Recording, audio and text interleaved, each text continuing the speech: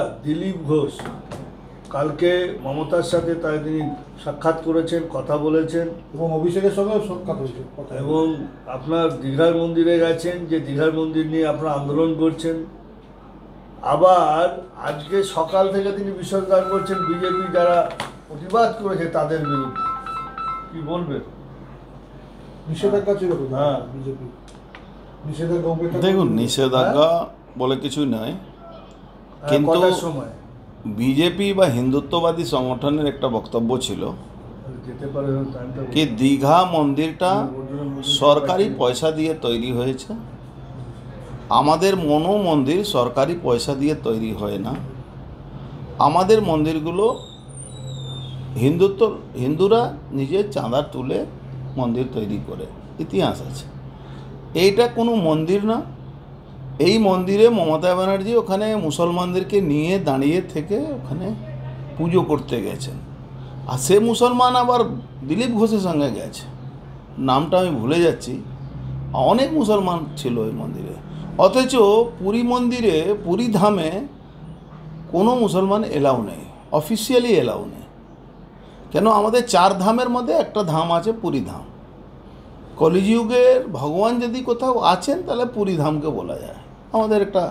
আমাদের পূর্বজদের যা বক্তব্য, যা বইতে লেখা আছে সে হিসাবে সেখানে দিলীপ ঘোষ মমতা ব্যানার্জির সঙ্গে দেখা করতে গেছেন। অ্যাকচুয়ালি উনি মন্দিরে যাওয়ার ব্যাপার কোন নেই, উনি দেখা করতে গেছেন।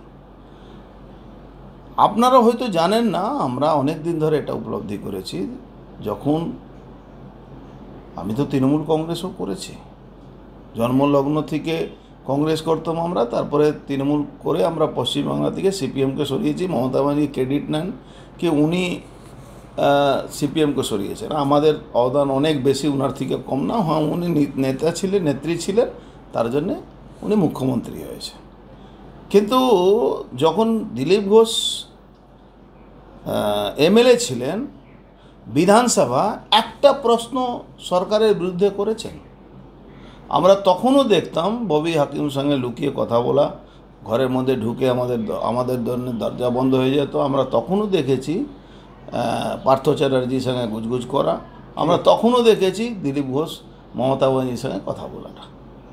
আজকে আমি যখন উনি গেছেন, অনেকে প্রতিবাদ করেছেন, বুক কষ্ট পেয়েছেন অনেকে, যারা হিন্দুত্ব হিসাবে, দল হিসাবে আমাদের ঠিক ছিল কি আমরা এই পুরী ধামের নকল হিন্দু সাজায় মমতা ব্যানার্জি, জুতো পরে মন্দিরে ঘুরে বেড়াচ্ছেন। এই নকল হিন্দুকে আমরা কোনোদিন গ্রহণ করতে পারবো না। আমরা তার প্রতিবাদে আমরা কোনো বিরুদ্ধে স্লোগানও দেয়নি, কিন্তু আমরা যাব না।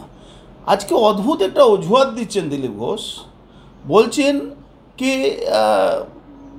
আমার পাড়ায় যদি কোনো লোক তৃণমূল কংগ্রেস করলে তার বিয়ে থাকলে আমি যাব না। আরে দিলীপ দা, কী বলছেন আপনি? 2021 সালে প্রায় 55-56টা খুন হয়েছিল। তৃণমূলের লোকেদের বাড়িতে আমাদের নিমন্ত্রণ থাকে না কোনো লোকের, কোনো যারা বিজেপি করে।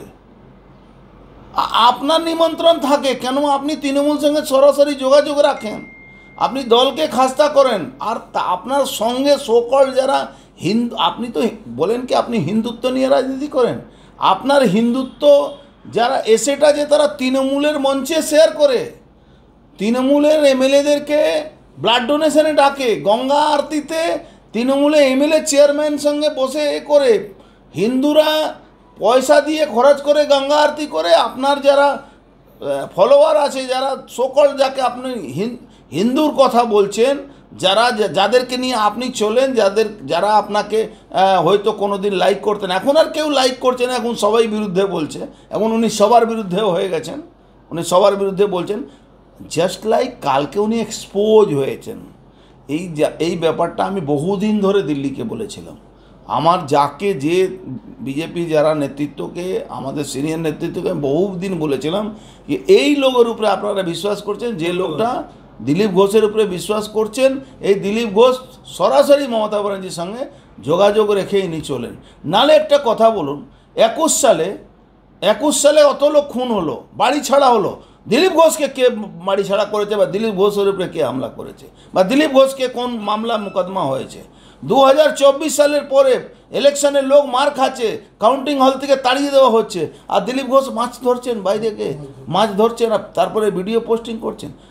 মমতা ব্যানার্জি মাঝে মাঝে মমতা ব্যানার্জির কথা শুনে উনি মমতা ব্যানার্জির বিরুদ্ধে একটা মানে একজন মহিলার বিরুদ্ধে যে কথাটা না বলা সেই কথা বলে উনি বিজেপিকে খাস্তা করতেন।